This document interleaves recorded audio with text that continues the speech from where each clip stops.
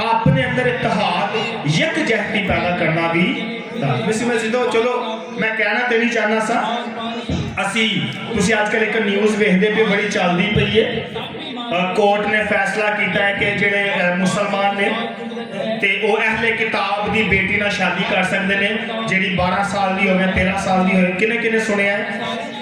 सब ने सुनिया है।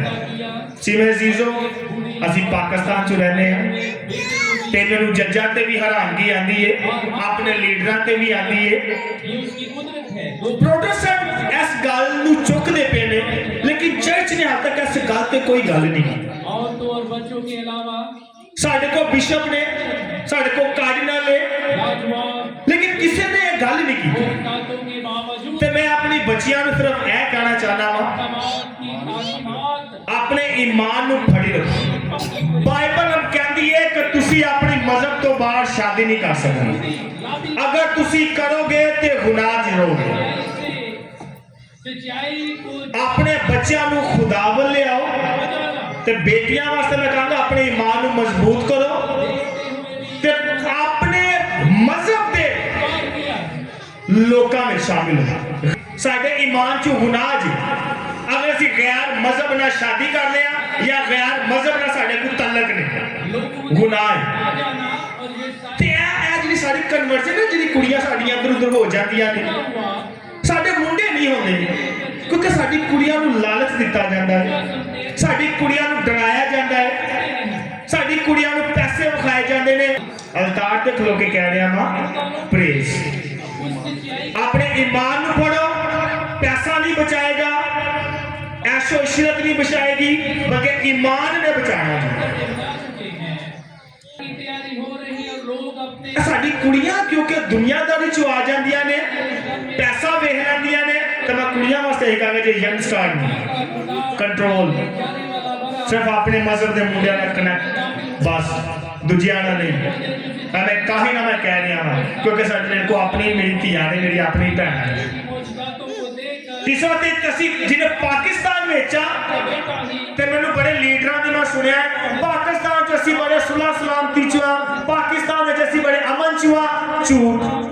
हुण ओह लीडरां नूं नजर नहीं आ रहा कि साडी बच्चियां नूं ऐसे कानून वो साडे वास्ते भी बने ना, असीं भी जिवें मर्जी जाके जिहड़ी साडी अहले किताब है असीं भी उन्हां दी कुड़ियां नाल शादी कर सकीए।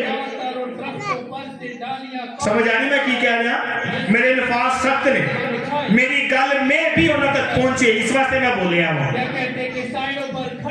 ते मैं चाहना वा अगर ते मैनूं जलूस भी करना पिया ते मैं करना, ते मैं चाहना वा तुसी भी मेरे नाल जाओ।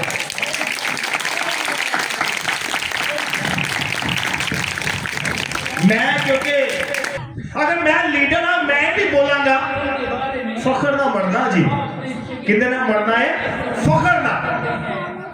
रसूल जेड़ा फखर ना मरेगा जी ना है। तो यसू ने कहा जेड़ा जान अपनी बचाएगा वो की करेगा, जेड़ा जान अपनी बचाएगा की करेगा, खोएगा। तो मैं जान रख ला अगर ईमान ना रखा तो की फायदा। इसलिए में जीरो कि है जेड़ा उन्होंने जेड़ा मुकदमा पास किया है, जेड़ा उन्होंने कानून पास किया है उन्हें कैंसल किया जाए। अगर कानून पास करना फिर दो वास्ते किया जाए, एक वास्ते क्यों?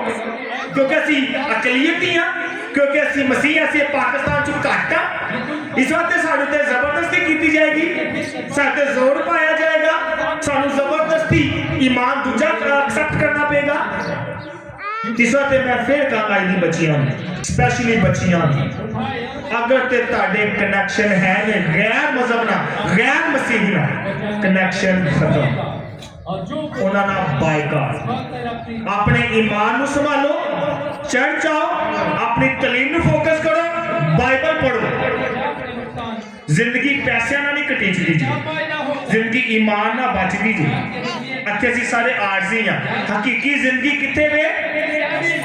आसमान में। ते ओ जिंदगी की फिक्र करो, पैसों की बंगले की कारों की फिक्र नहीं करो। इस दिन से मैं जीरो चलो यह भी जरूरी सी। मैं चाहना वा मेरी गल लीडर तक पहुंचे, मेरी गल फादर तक पहुंचे, मेरी गल बिशप तक पहुंचे, मेरी गल कार्डिनल तक पहुंचे, ताकि वह भी आवाज करें, ਤਾਂ ਕਿ ਅਸੀਂ ਆਪਣੀ ਬੇਟੀਆਂ ਵਾਸਤੇ ਕੁਝ ਕਰੀਏ। ਇੰਜ ਰਹੇਗਾ ਸਾਡਾ ਪਾਕਿਸਤਾਨ ਨਾਲ ਔਖਾ ਹੋ ਜਾਏਗਾ ਜੀ। कामों के समझ आई?